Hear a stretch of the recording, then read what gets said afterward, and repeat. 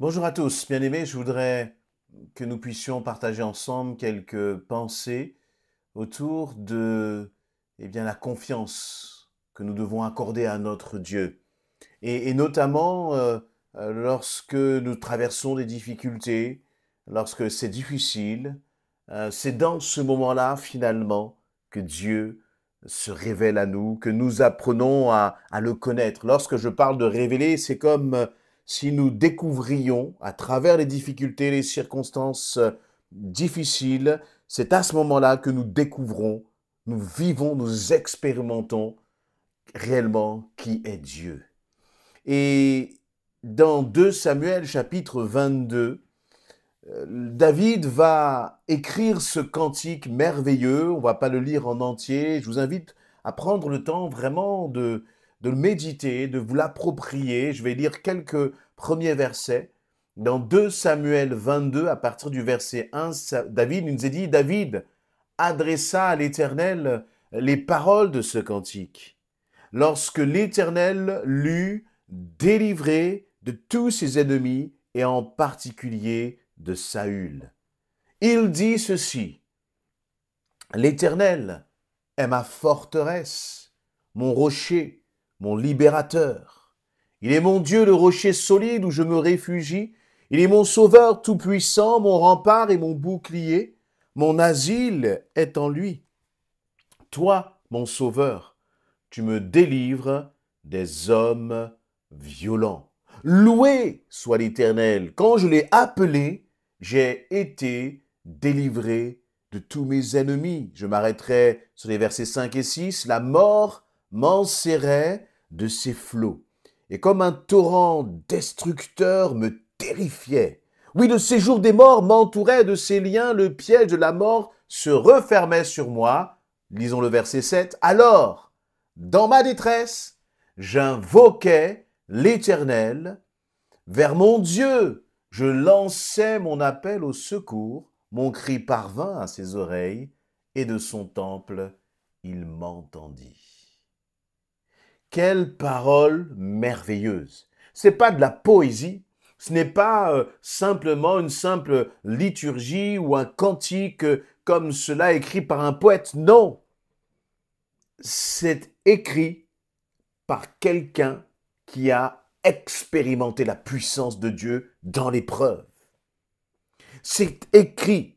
C'est un témoignage écrit. Il pourrait dire, voici moi, David, ce que j'ai vécu. Et qu'est-ce que David a vécu de merveilleux? Eh bien, premièrement, il nous a dit ceci. Il a dit, eh bien, il a écrit ce cantique lorsque Dieu l'a délivré de quelques ennemis? Non, de tous ses ennemis.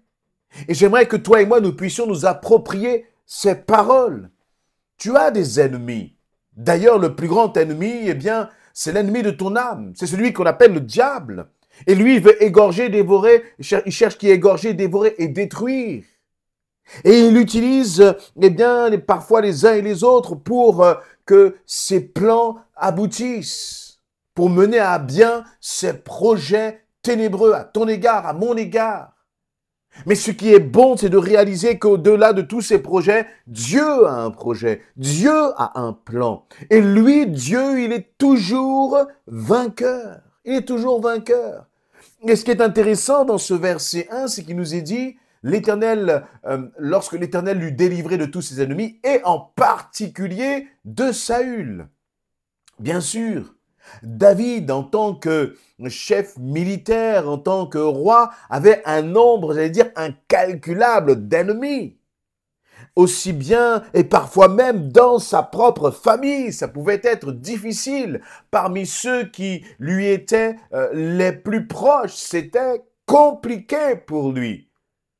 Mais ce qui est intéressant, c'est qu'il ait ajouté cette mention supplémentaire.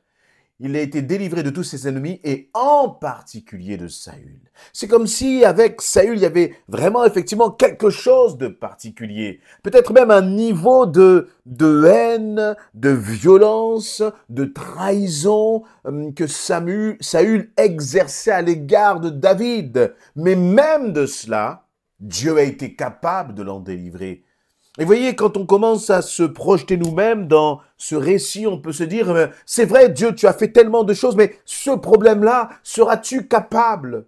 Crois-tu que Dieu peut te délivrer même de ce dernier problème que tu es en train de traverser et tu te dis, celui-là, là, c'est impossible. Celui-là, c'est difficile. Et vous savez, parfois, on n'ose pas dire que c'est impossible, mais dans notre façon d'être, dans notre façon de penser, on voit cette difficulté-là comme une montagne, et parfois c'est une montagne. Récemment, je me suis promené, j'ai eu l'occasion de visiter des remparts de comment dire, d'une ville. Et vous savez, à l'époque du Moyen Âge, le centre de la ville, c'était là où il y avait finalement le château du maître ou du seigneur de cette ville. Il y avait des remparts. Mais j'ai été étonné par le fait que les remparts, c'était pas juste des petits remparts, une petite épaisseur. Non. On pouvait sur les remparts rouler en voiture tellement ces remparts étaient larges. Et je me suis dit, mais lorsqu'on imagine les remparts, la muraille de Jéricho, on s'imagine très certainement une montagne très haute. Mais combien devait être épaisse cette muraille? À tel point que, vous savez, du temps du Moyen-Âge, les gens vivaient même dans les remparts. Donc c'est comme si vous aviez des appartements dans les remparts, tellement ces remparts étaient épais, tellement, eh bien, cela rendait la ville imprenable. Et d'ailleurs, lorsqu'on lit ce récit de la muraille de Jéricho, il nous est dit que comment dire, la ville était comme barricadée, comme imprenable. Et là, eh bien, et David avait vécu des situations tellement difficiles.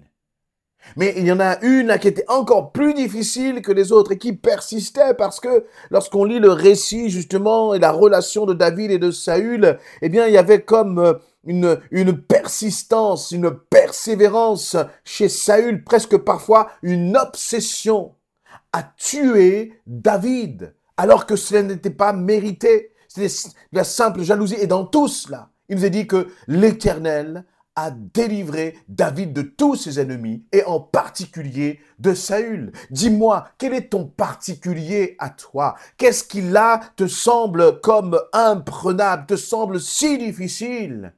Eh bien, David a vu la main de Dieu agir. Et le Dieu de David, c'est aussi mon Dieu, c'est aussi ton Dieu. Et de même qu'il a agi pour David, il sera aussi capable d'agir pour toi dans ta situation. Et David, face à ce qu'il a vécu avec l'Éternel, il va dire, l'Éternel est ma forteresse, c'est-à-dire celui qui me protège, celui qui va me garder lorsque l'ennemi attaque. Est-ce que tu vois Dieu comme étant ta forteresse?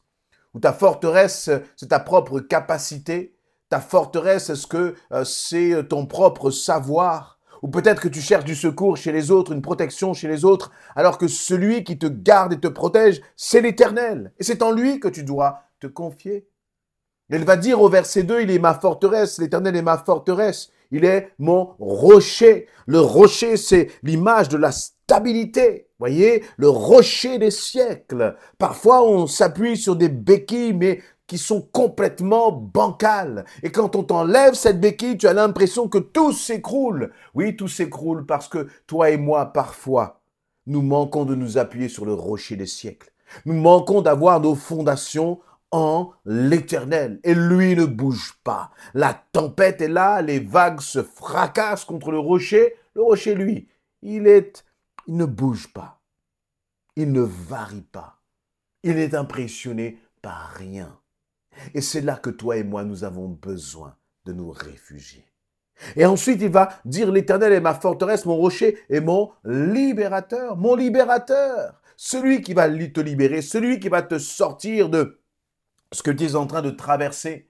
Et parfois, ça peut être une situation où tu te dis, mais je ne suis pas épanoui, Seigneur, je me sens mal, et c'est parce que j'ai un problème avec mon mari, j'ai un problème avec mes enfants, j'ai un problème avec mon manager. Oui, peut-être que tous ces problèmes-là sont des problèmes réels dans ta situation.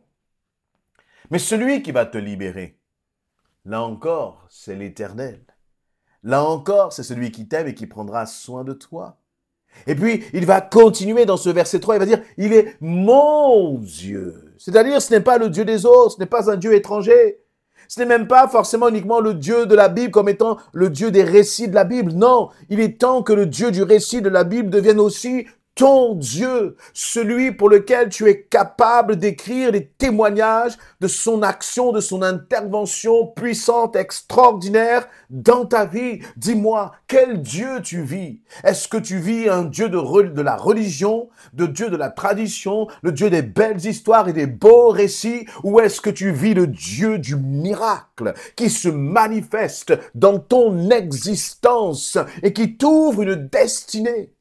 La difficulté, bien aimé, c'est que pour être capable d'écrire des cantiques tels que ceux de David, il faut accepter de passer par des moments extrêmement difficiles. Il faut accepter que parfois, il y a des ennemis en face de toi.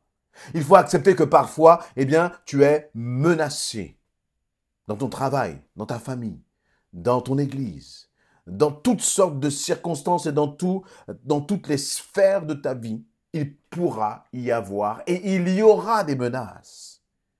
Mais c'est dans ce moment-là, encore une fois, que tu pourras écrire ton histoire avec le Seigneur.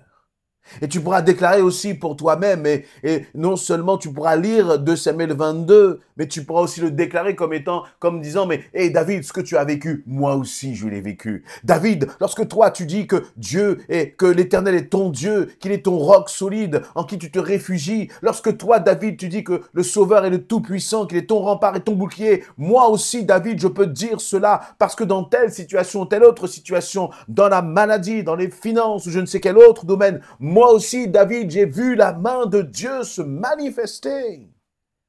Alors, es-tu prêt toi aussi? Voyez, lorsqu'on lit cela, encore une fois, il faut prendre conscience de ce que David a vécu.